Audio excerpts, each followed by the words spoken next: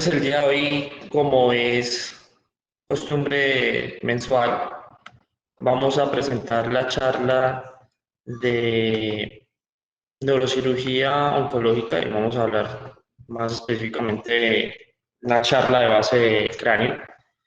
Mi nombre es Daniel Alberto Polinar García y la asesora para esta charla fue la doctora Claudia Gómez. ¿Sí?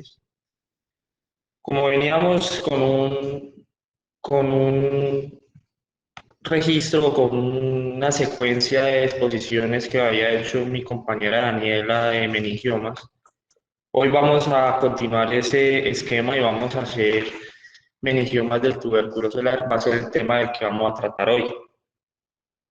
Lo enfoqué de la siguiente manera, con 7 preguntas, pues para muchos esta imagen así como una nebulosa, como algo como un túnel, donde es algo que puede ser desconocido e incluso complejo.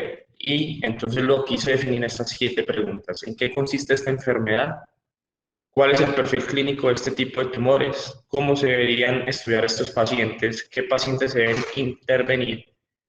¿Se va a hacer una resección desde arriba o desde abajo? ¿Y qué abordajes transcranianos se pueden utilizar y qué se debe tener en cuenta en esos abordajes? Recurrencia, supervivencia y la radioterapia. ¿Tiene alguna acción en esto con la radiocirugía? Entonces, cuando hablamos de en qué consiste esta enfermedad, hay que remontarnos a los principios básicos de los meningiomas. Sabemos que son neoplasias similares a células meningoteliales que derivan de las células de la capa aracnoidea, que son estas que están acá, ¿cierto? Esto sería normal. Y estos tumores tienen propiedades epiteliales y mesenquimales que hacen que puedan tener degeneración rhabdoide o incluso calcificaciones. La gran mayoría de estos tumores, afortunadamente, son de comportamiento benigno y recordar que siempre hay una prevalencia mayor en el sexo femenino y tiene una influencia hormonal. En cuanto a la patología, tiene unas características muy claras, que es los cuerpos de Samoma, que son estas imágenes que vemos acá, y los orificios o agujeros nucleares que se presentan también en la patología.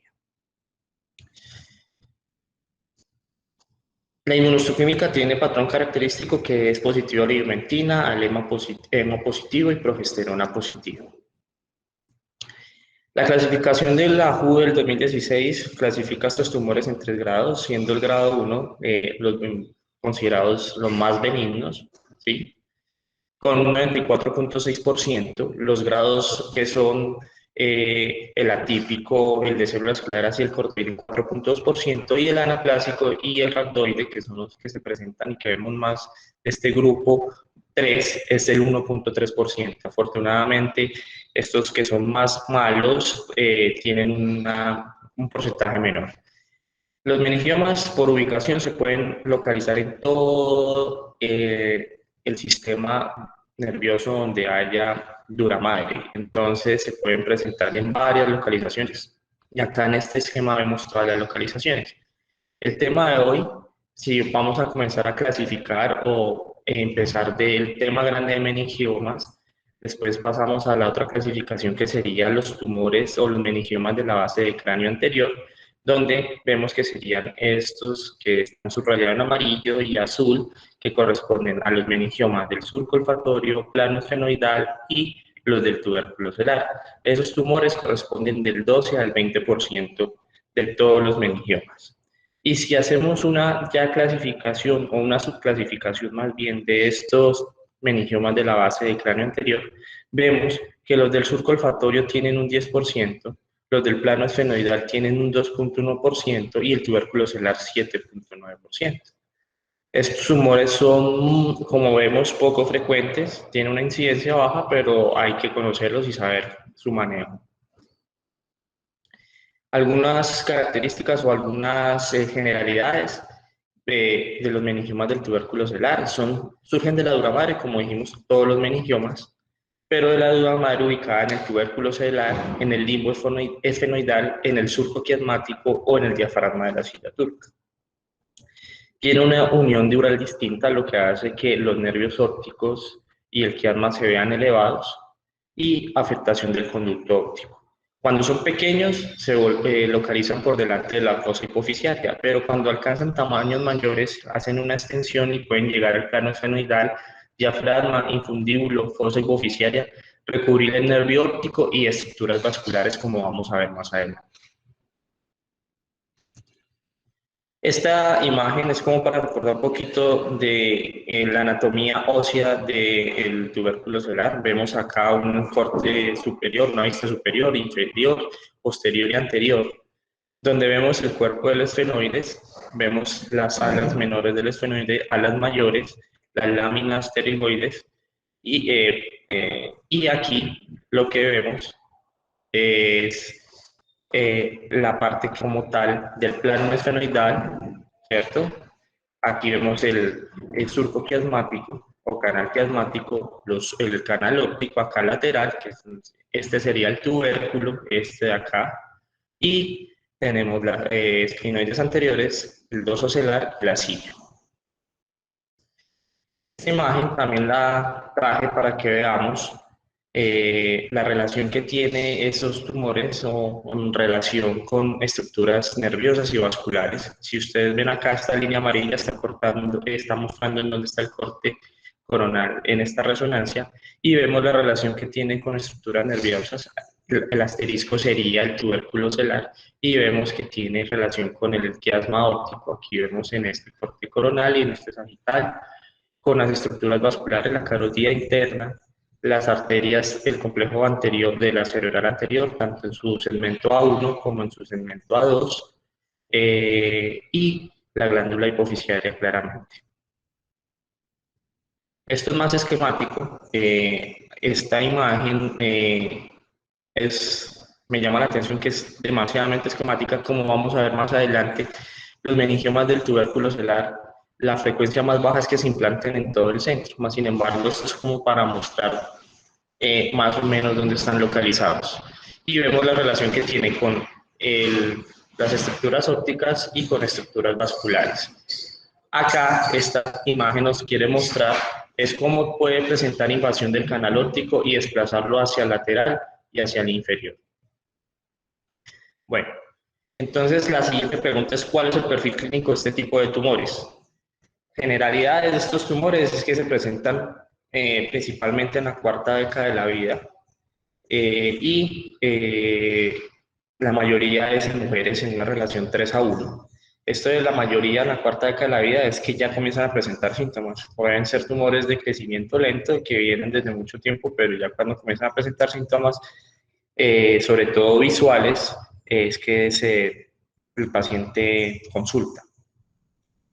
La sintomatología, entonces, al tener este meningioma del tubérculo celular, está en relación con el lóbulo frontal. Cuando tienen una extensión o un tamaño mayor, pueden generar cefalea en un 9.5%, convulsiones en un 2.5 hasta un 10% de los casos y un síndrome frontal en el 10% de los casos. También tenemos compromiso con endocrinológico, hasta en un 25% de los casos, y muchas veces tenemos, o en ocasiones más bien, hay que diferenciarlo clínicamente con los adenomas hipofisiarios que también presentan endocrinopatías que todos conocemos.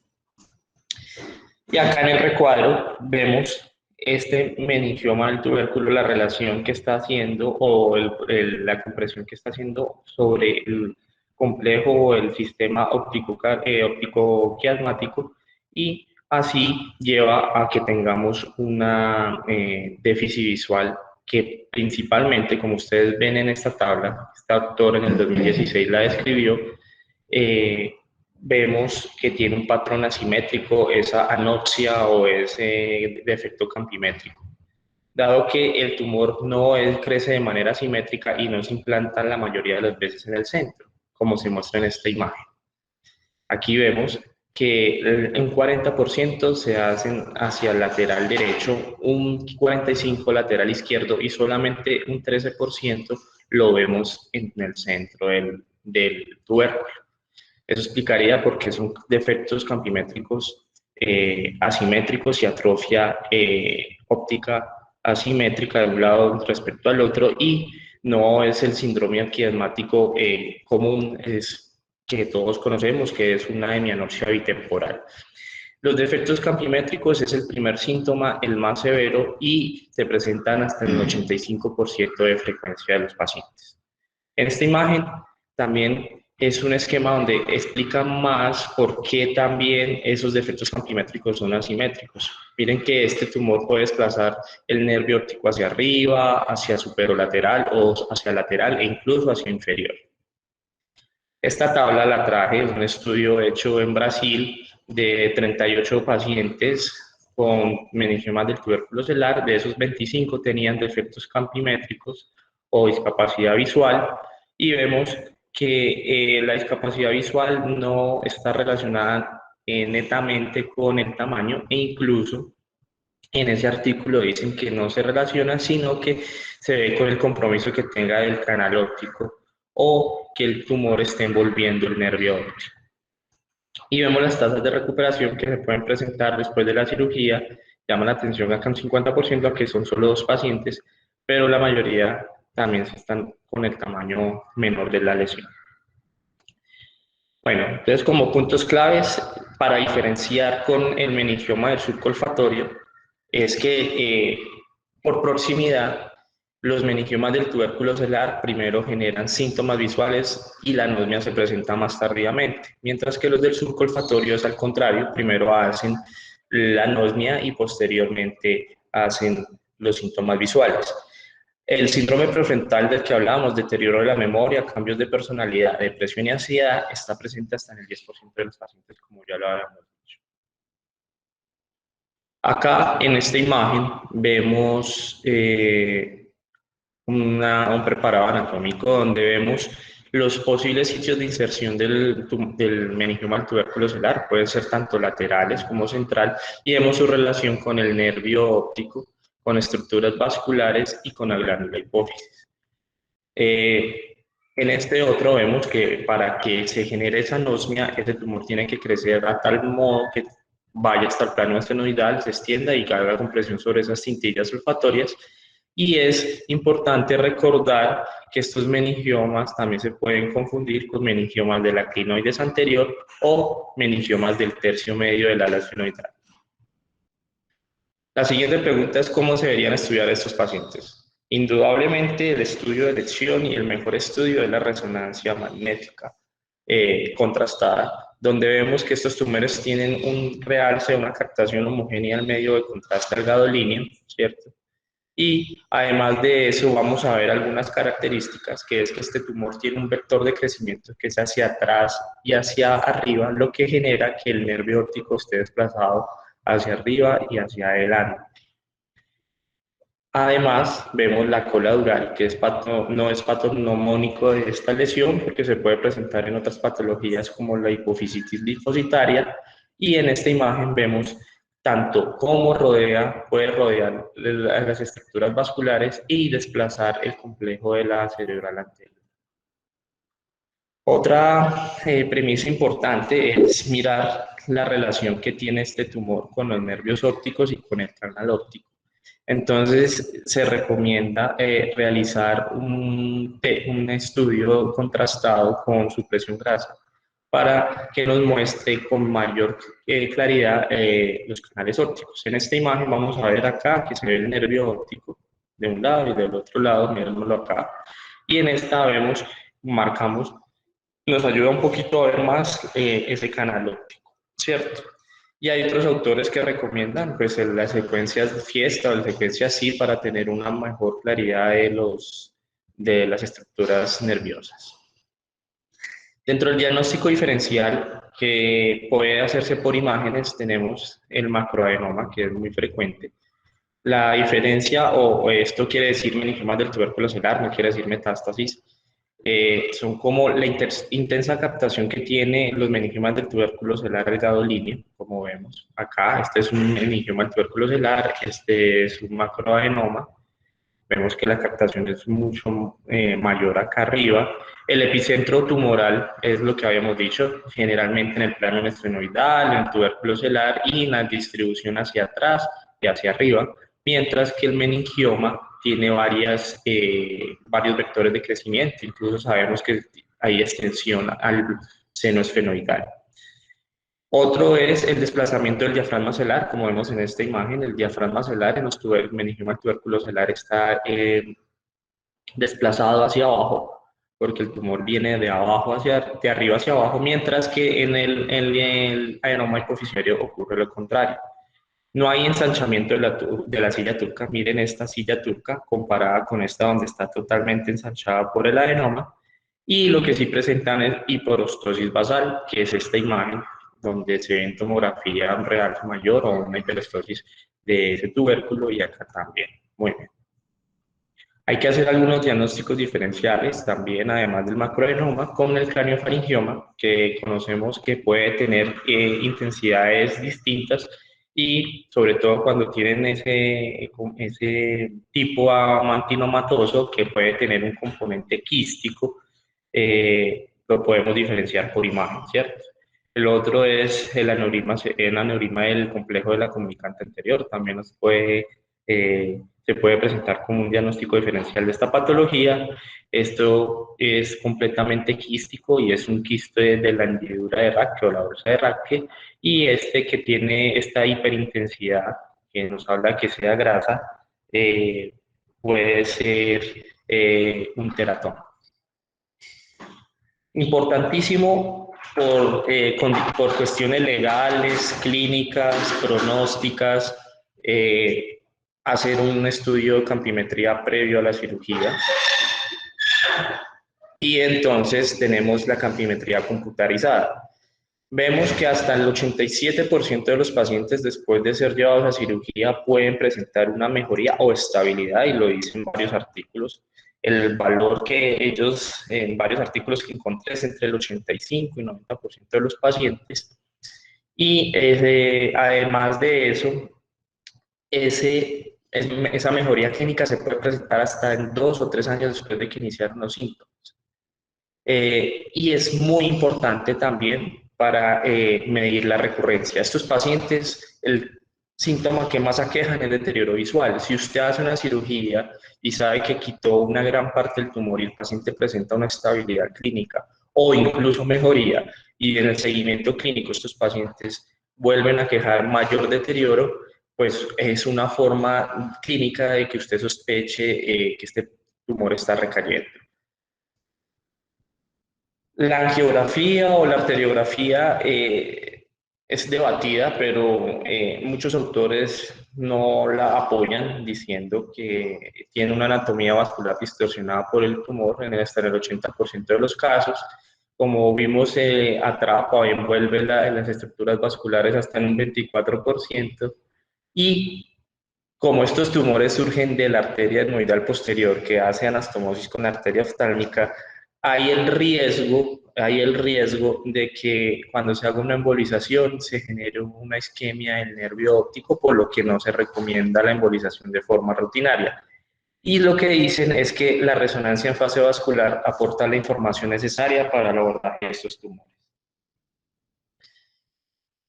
Algo también prequirúrgico que tenemos que pedir es el perfil hormonal. Este autor, Shingo Fujio, 31 pacientes con meningiomas del tubérculo celular, y lo que él dice es que tanto el preoperatorio como el posoperatorio, el perfil hormonal no hay una diferencia significativa, y que se presentó 6.5% de alteración pituitaria, y sobre todo cuando estaban esos meningiomas del tubérculo celular relacionados a desplazamientos del tallo hipoficiario, ¿cierto? Y solo 3.2% de los pacientes presentó un déficit postoperatorio y ninguno requirió un reemplazo permanente, o sea, mejoraron después. Por lo que él concluye que se debe garantizar la separación, una buena disección del tumor de la aracnoide del tallo hipoficiario. ¿Qué pacientes se deben intervenir? Todo paciente sintomático, y como la visión es una condición vital que tenemos todos, todo paciente que tenga queja visual prácticamente es quirúrgico, ¿cierto? Entonces se han propuesto escalas algorítmicas o pronósticas o como de indicación de cirugía para meningiomas, no solo meningiomas del tubérculo celular, sino meningiomas como la escala algorítmica de Class, donde nos dice que el paciente ideal o se debe intervenir mejor al paciente que sea menor de 60 años, que tenga un tamaño de meningioma mayor de 2 centímetros, que tenga síntomas severos o reversibles y que no tenga comorbilidades. Esta es la pregunta como más importante de este seminario, es como por arriba o por abajo operamos el paciente transcraneal o transesfenoidal. Entonces, los principios básicos del doctor Almesti, que es toda una autoridad en el manejo y enfoque de estos pacientes con meningiomas, nos lo separa en 3 puntos: invasión del canal, localización del quiasma óptico y la parte vascular. Él dice: compromiso medial del canal óptico no es adecuadamente manejada por vía endonasal. Esto es relativo e incluso sabemos que actualmente se pueden hacer descompresiones del nervio óptico vía transesfenoidal sin ningún inconveniente, por lo que él dice que está contraindicado si no está realizado este procedimiento por manos experimentadas, manos que ya tengan un recorrido en el manejo de la cirugía transesfenoidal. La infiltración bióptica es idealmente manejada por un abordaje bifrontal, aunque el anterolateral también es posible. La localización del quiasma óptico. El quiasma prefijado, que es ese quiasma que está por delante del limbus esfenoidal, hace que la cirugía transcranial sea difícil en tumores pequeños, a menos de que sea un tumor muy grande que ya esté disecando toda esa estructura, lo que podría hacerse por vía transcranial. Entonces, en estos pacientes con quiasma prefijado se recomienda la vía transnasal endoscópica. Y la parte vascular, que es compromiso significativo de carótida de la comunicante anterior o de la cerebral anterior, contraindican el abordaje transnasal endoscópico. Aaron Cohen lo resume en las indicaciones para el abordaje transnasal en tamaño menor de 3 centímetros y lesión infraquiasmática. Y el transcranial, lesiones mayores de 3 a 4 centímetros y laterales al nervio óptico o que estén involucrando las arterias carótidas. Entonces, a modo personal, yo pongo como estos tips, como también para plantear una discusión para tomar las decisiones en cómo manejar estos pacientes. Entonces, tener en cuenta tamaño, ubicación del tumor, recubrimiento de la arteria cerebral media, afectación del conducto óptico, integridad de la membrana aracnoidea, o sea, el diafragma celular, y también de la membrana del nervio óptico, la edad del paciente. Sabemos que un paciente mayor de edad puede tener más comorbilidades, la duración de los síntomas y la función visual preoperatoria es muy importante tenerla siempre en cuenta para saber qué pronóstico o qué ventajas le vamos a ofrecer a ese paciente. Teniendo en cuenta que muchas veces quitar toda la lesión puede ser muy riesgoso y el paciente salir muy mal. Entonces, muchos autores indican que es mejor hacer una resección parcial descompresiva de las estructuras neurovasculares, si es posible, sobre todo el nervio óptico, y sacar un paciente que tenga más funcionalidad. Esta diapositiva está un poco cargada, pero lo hago con el propósito de que se vean y que hay muchos artículos, mucha literatura publicada sobre esta discusión por arriba, transcranial versus transesfenoidal. Entonces, vamos a revisar algunos. Este artículo que fue publicado en el 2018, lo que nos muestra es que el abordaje endonasal o el artículo o el título de ese abordaje endonasal no es superior al abordaje transcranial. Es una revisión sistemática de 15 años con 64 series de casos y vemos que compararon los dos abordajes con estos desenlaces y lo que ellos concluyeron o los resultados que tuvieron fue que hay una mejoría visual en los pacientes con abordaje transnasal endoscópico con una P significativa. La fístula del líquido cefalorraquídeo se presentó también más en los pacientes con abordaje transnasal endoscópico, y la lesión arterial también se presentó mayor en los pacientes con lesión transnasal endoscópico. La mortalidad no tuvo diferencia y la resección total no tuvo diferencia. Realmente, acá la parte de la fístula, pues creo que esta fístula líquido-cefalorraquídeo es un riesgo inherente a la cirugía transestenoidal. Entonces, yo creo que es común que se presente mucho más que en el abordaje transcranial, era esperable. Algunas personas podrían decir, pero es que esta mejoría visual lo hicieron porque se hicieron tumores más pequeños en el abordaje transnasal endoscópico y entonces los tumores eran más pequeños y fue más fácil descomprimir los ópticos. Sin embargo, aquí está la escala que ellos usaron, la tabla que ellos presentaron de cómo fue esos tamaños y vemos que esto es endoscópico, esto es microscópico transcranial y esto es transesfenoidal y vemos que los tamaños están aleatorizados, no fueron clasificados los abordajes de acuerdo al tamaño.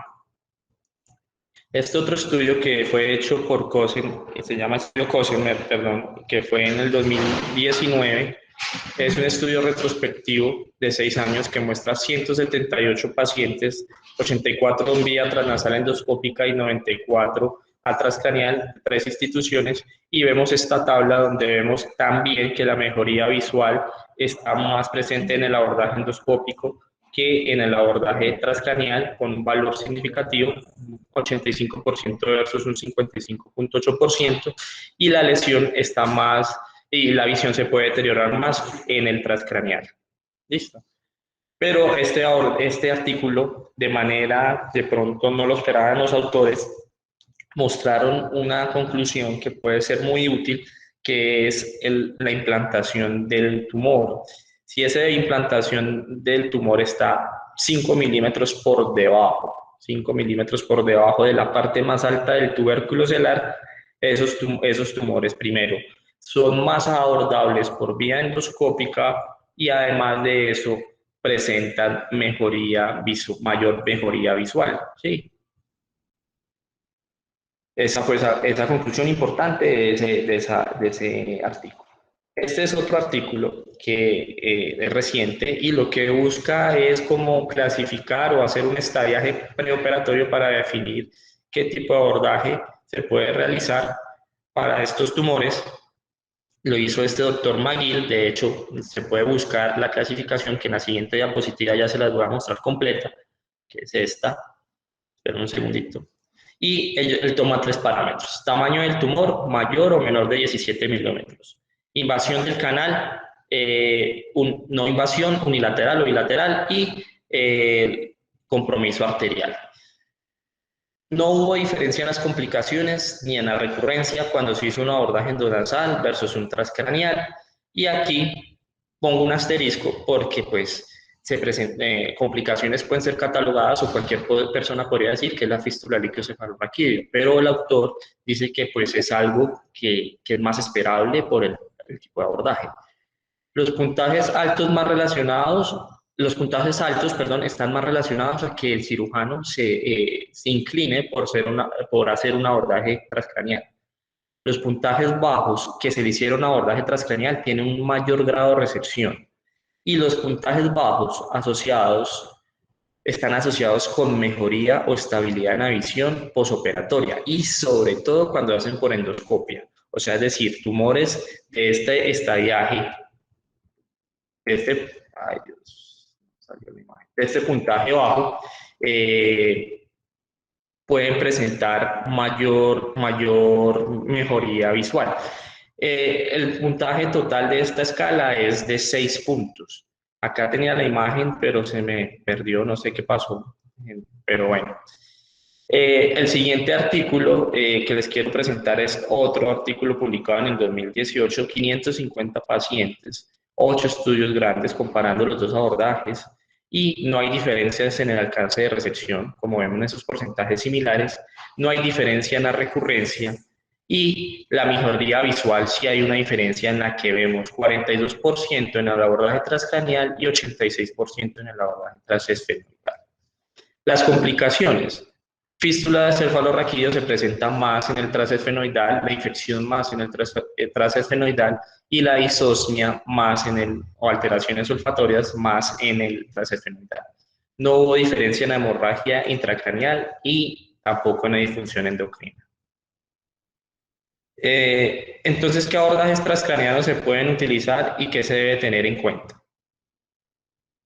Entonces, aquí en esta diapositiva vemos toda la cantidad de abordajes que se pueden hacer y que se han descrito. No voy a hacer mucho énfasis en esta tabla porque sería muy desgastante o agotador y nos llevaría mucho tiempo, pero voy a mencionar subfrontal bicoronal, subfrontal unilateral, terional transilviano, anterior interhemisférico, bifrontal extendido, abordaje endonasal, el fronto orbitocigomático, incluso también el transciliar o el supraciliar y el transvasal también están descritos. Sin embargo, para mí me parece interesante tener esta premisa que son seguir estos tres pasos para realizar una resección de este tipo de tumores. Entonces, estos pasos tienen que ser secuenciales, pero pueden ser repetitivos para lograr una buena resección. Entonces, lo primero es la devascularización y separación dural. Quitar esa irrigación que generalmente, como les dije, es de las ramas de la etmoidal posterior, para después, para evitar que ese tumor sangre tanto, hacer una resección intrabaja-tumoral central, hacer un debulking para tratar que el volumen tumoral baje y lograr hacer una disección de los tejidos circundantes de una manera más cómoda, sin tanta retracción o desplazamiento de las estructuras. Vamos a hablar un poquito de los abordajes. Tenemos el abordaje bicoronal. El abordaje bicoronal nos sirve para hacer el abordaje subfrontal, el subfrontal transversal, el interhemisférico transcalloso o el subfrontal interhemisférico. Hay otros que son extendidos. Pero básicamente acá vemos que nos da una buena exposición del tumor, ¿cierto? Aquí vemos cómo se va resecando y ya vemos las estructuras neurovasculares libres. Sin embargo, pues esto trae unas ventajas y unas desventajas. Es el abordaje que más se ha descrito para tratar esta patología, pero pues es menos estético. Además de menos estético, también la otra desventaja es que usted tiene que hacer una retracción sobre el lóbulo frontal y eso puede generar un síndrome frontal posterior al paciente, contusiones frontales o lesiones en esa zona. Y además de eso, también puede afectar en parte los nervios ópticos, los olfatorios, perdón. Las ventajas es que usted puede ver las estructuras vasculares de una manera mejor y puede hacer una disección como más cómoda del tumor. Acá tenemos el abordaje que es el abordaje terional extendido. Aquí vemos este tumor, ya el abordaje terional creo que lo conocemos. Vemos estas estructuras, acá estaría el tumor. Entonces, lo que hay que hacer en este abordaje es quitar esta crinoides anterior para poder desplazar este nervio óptico de una manera delicada hacia lateral y hacia abajo para poder entrar acá donde es la inserción del tumor.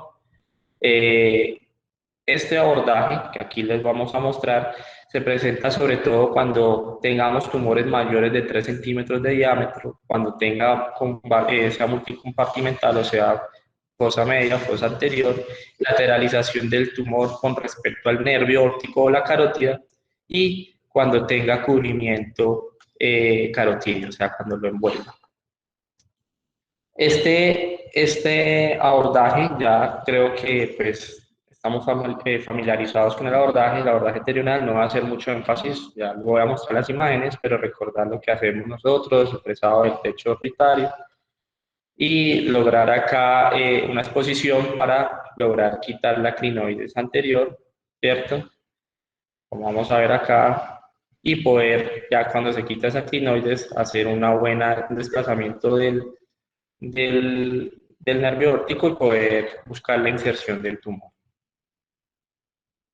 A otros abordajes que son, por ejemplo, muy soportados o apoyados por el doctor Capabianca es este abordaje supraorbitario, que tiene ventajas. Es más estético, pues la incisión es más pequeña, es una incisión de 2 a 3 centímetros, un poquito más grande, con una craniotomía de 2 a 3 centímetros. Permite una buena visualización. Sin embargo, la complicación o la desventaja que en manos no expertas puede generar daños a las estructuras neurovasculares, porque el abordaje o la exposición es mucho más pequeña. Sin embargo, aquí en esta imagen que les traigo, aquí vemos el lóbulo frontal y vemos que se está exponiendo acá el tumor, ¿sí? Vemos, y aquí vemos las estructuras neurovasculares. Y el abordaje endoscópico transnasal extendido, que está tomando últimamente más fuerza y se están entrenando más los neurocirujanos en hacer este tipo de abordajes, teniendo en cuenta que la curva para hacer estos tipos de tumores es una curva de pronto larga y que requiere un número importante de procedimientos previamente realizados. Pero aquí en esta imagen es la importante, donde vemos la tubérculo celular, el plano esfenoidal y la silla. Entonces, lo importante acá de esto extendido es que hay que fresar esta zona, ¿cierto? La zona del plano esfenoidal, para poder tener un acceso mayor al tubérculo y poder coagular esta dura madre. Aquí ya vemos estructuras vasculares y aquí vemos ya el tumor, comenzamos a resecar ese tumor y ya vemos cómo se libera ese tumor y todas las estructuras vasculares quedan libres. Bueno, y la última pregunta es recurrencia de estos tumores, supervivencia y radioterapia. Entonces, la recurrencia no es baja, porque muchas veces sabemos que la idea no es quitar todo el tumor, idealmente si se puede con el menor daño posible, pero si el paciente va a salir comprometido es mejor no quitar todo el tumor, entonces por ende puede recurrir y puede caer, aumentar su tamaño. Las tasas de recurrencia en algunos estudios están en el 7-10%, pero se han descrito en otros hasta el 16%. Cuando son meningiomas que en la patología nos sale grado 1, este es el esquema de seguimiento por imágenes que se le puede realizar. Vemos que cada vez, a medida que van pasando los años, el tiempo o la frecuencia de imágenes se va distanciando. Y cuando es el grado 2 atípico, claramente debe ser más frecuente. Bueno, la radioterapia tiene un papel importante, ya sea sobre todo la radioterapia posoperatoria primaria o adyuvante, debe adaptarse al tumor, ya sea recaída o residuo posoperatorio, y las tasas de éxito después de la radiocirugía son bastante altas. Aquí vemos a los 3, 5, 8 y 10 años y vemos los valores que están en 98, 95, 88, 82, lo que hace que tengan un papel muy importante en el control absoluto de la enfermedad. Y ya para terminar, las conclusiones que yo tengo en esta charla es: el compromiso visual es el síntoma más común y preocupante. Si ese paciente lo tiene, opérelo, hay que operarlo, hay que llevarlo a cirugía. La cirugía es el gold estándar de manejo para pacientes sintomáticos. El abordaje transnasal endoscópico es una buena alternativa, hace descompresión de los nervios ópticos y hace mejoría de la visión, que es el síntoma y lo que queremos mejorar en los pacientes. El abordaje transcranial de elección es de elección de tumores con extensión lateral y cuando invaden el canal óptico. Las escalas nuevas pueden ayudar a definir la conducta quirúrgica, como en esa escala que mostramos de McGill, y la experiencia del cirujano y su comunidad es claramente definitoria o mandatoria en qué tipo de abordaje debe hacer el cirujano. Y la radiocirugía o la radioterapia ayudante para tratamiento residual o el tumor recurrente proporciona excelentes tasas de control a largo plazo.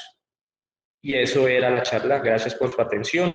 Y recordar que para volver a ver esta charla y otras más que tenemos en nuestro canal, suscribirse al canal Carrera Academy, este es el link, y ahí pueden ver nuevamente las charlas o las de otros compañeros, otros profesores. Muchas gracias.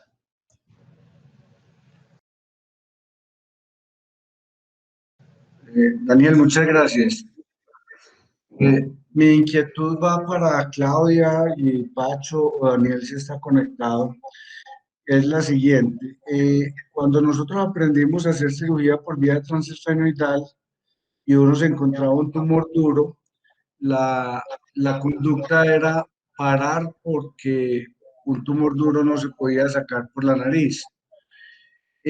Me parece que en los meningiomas la dificultad técnica es muy grande y les quería preguntar a ustedes qué usan, si se ayudan de un aspirador ultrasónico y qué marca de aspirador, porque yo he visto que los aspiradores ultrasónicos tampoco es que ayuden mucho. Entonces quisiera saber cuál es la técnica que ustedes tienen para lograr despegar este tumor de la carótida sin romperla.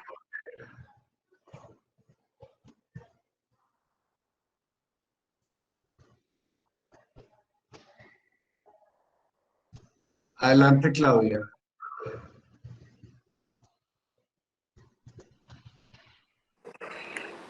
Nacho, hola, buenos días a todos, ¿cómo están? Creo que Claudia como que no está, pero bueno, hoy por hoy lo que usamos para la resección inicial del tumor es el microdebridador. Eso es, digamos, un instrumento muy usado en otorrino que nosotros en cirugías transcraneales no lo tenemos en cuenta, pero que es de gran ayuda para la resección de los tumores duros de la base del cráneo. Entonces, esto tiene una camisa y una cuchilla en diferentes ángulos, tiene diferentes angulaciones, digamos, la boca de la camisa, y ella tiene unas revoluciones lentas, pero unos dientes muy cortantes. Entonces, digamos, la resección inicial de esa parte más sólida es con el microdebridador. Normalmente, la porción que está pegada a la carótida o a las carótidas y a los nervios ópticos siempre es una parte más blanda, porque recordemos que el sitio de implantación, que es la base del cráneo, es donde se hace la hiperostosis y donde está la parte sólida o la parte más pétrea del tumor, pero a medida que el tumor crece, la superficie del tumor generalmente es blanda. Entonces, más que el aspirador ultrasónico, lo que es útil para la resección de esos tumores es el microdebridador. Tiene riesgos, claro, o sea, hay que usarlo con cuidado y no hasta fases avanzadas de la cirugía, sino que es para la primera parte, que es la más dura. Yo creo que la dificultad, digamos, hay varias dificultades en los abordajes endoscópicos. Una de ellas es la hiperostosis, que no es fácil de manejar, una anatomía distorsionada por ese crecimiento óseo, ¿cierto? Eh, Ahí yo creo que es indispensable ayudarse siempre del neuronavegador.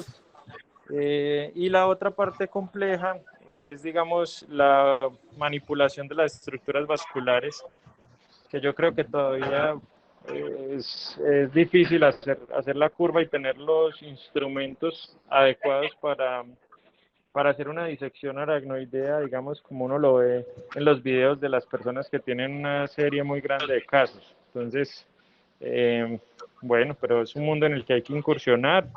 Eso es una realidad de la neurocirugía. Yo creo que, como lo mostró Daniel en una muy buena exposición, muy esquemática y muy pragmática, cada vez se usa más el abordaje endonasal extendido. Eso no va a desaparecer y es una cosa en la que las personas que hacen base de cráneo se tienen que entrenar y ir adquiriendo experiencia.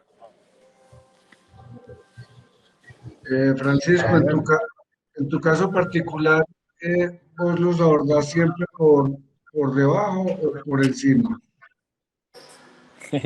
No, depende mucho del paciente, el tamaño del tumor, qué tanto compromiso tenga de las carótidas.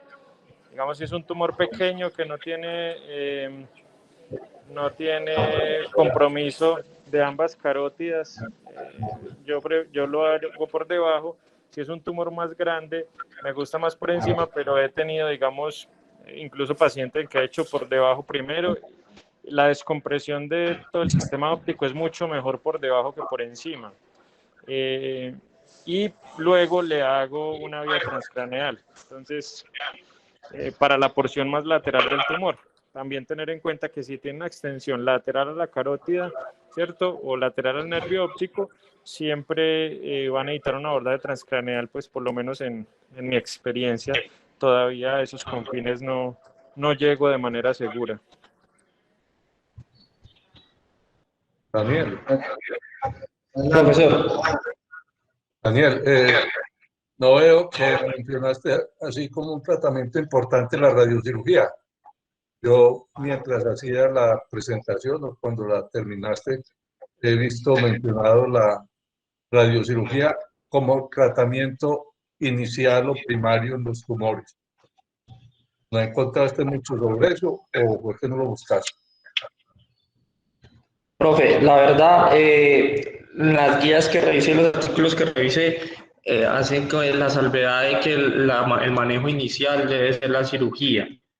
Sin embargo, mencionan que la radiocirugía puede ser una herramienta adyuvante a esa cirugía, pero como tal de que sea de primera base, no revisé, profe, de primera elección, no lo revisé. No sé si el profe Barrientos tiene algún concepto diferente. Profe, pero yo... Perdón, ¿puedo agregar algo, Daniel?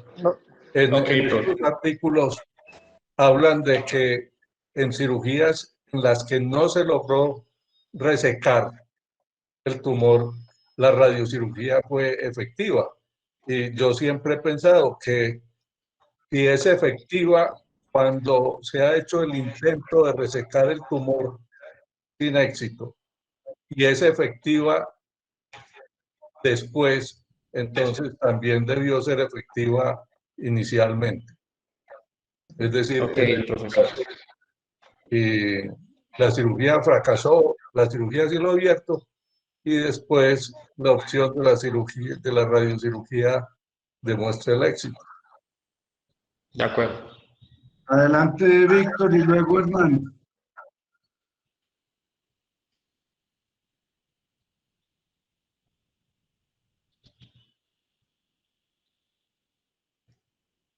Víctor, adelante. Hernán. Buenos días. Hernán, adelante. Buenos días. Buenos días. Con respecto a lo que dice el profe Cadavid y el doctor Daniel, si hay compresión en la vía visual, es el objetivo fundamental de la cirugía en este tipo de lesiones. Lo que se debe hacer siempre es comprimir la vía visual porque el objetivo es descomprimirla para mejorar la visión, que es cuando es el objetivo principal. La radiocirugía desafortunadamente no logra esto y si se da radiocirugía posiblemente no mejore ese aspecto. Ahora, si la resección es incompleta y queda un remanente y deseamos darle un control tumoral para que no siga creciendo, ya la radiocirugía sí tiene su cabida. Ahora, si encontramos un meningioma en esta localización, que llamamos perióptico, y la vía visual no está comprometida y nuestro objetivo no es cuidarla, sino solamente el control tumoral, la radiocirugía sí puede ser utilizada como tratamiento primario. Lo que tiene uno que definir es la forma de hacerla, porque por la cercanía a la vía visual es casi imposible darle una dosis terapéutica al meningioma sin afectar el nervio que está casi siempre pegado al tumor.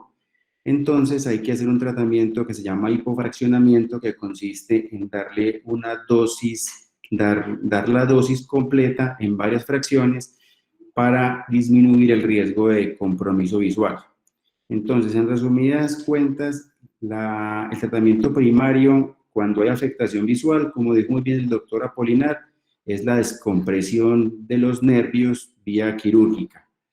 Cuando no se puede lograr, no se puede operar, o cuando no hay afectación visual, la radiocirugía, casi siempre en estas localizaciones, de manera hipofraccionada, puede ser muy efectiva como él mismo mostró, con unos índices de efectividad muy altos, casi comparables con una muy buena cirugía.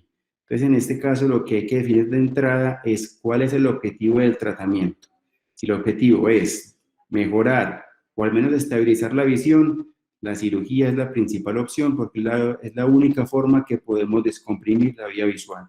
Caso contrario, la radiocirugía, ya sea primaria, cuando cuando la visión no está afectada, o cuando es un remanente y se hace necesario hacer tratamiento para control tumoral del tumor en el tiempo. No sé si quedó claro. Absolutamente claro, Hernán. Muchas gracias. Gracias a Doctor ustedes. Cadavid, ¿le Mucho quedó gusto. claro? ¿Aló? ¿Quién iba a hablar? Sí, sí. A mí me parece que está claro, si hay una compresión visual y es imperativo descomprimir las vías ópticas, se necesita la cirugía a cielo abierto, pero en otros casos la radiocirugía es una opción, yo digo, de la neurocirugía moderna. Así es, profe. Ese es el resumen. Así es, profe. Pero es importante considerar que además de la cirugía a cielo abierto hay otras opciones.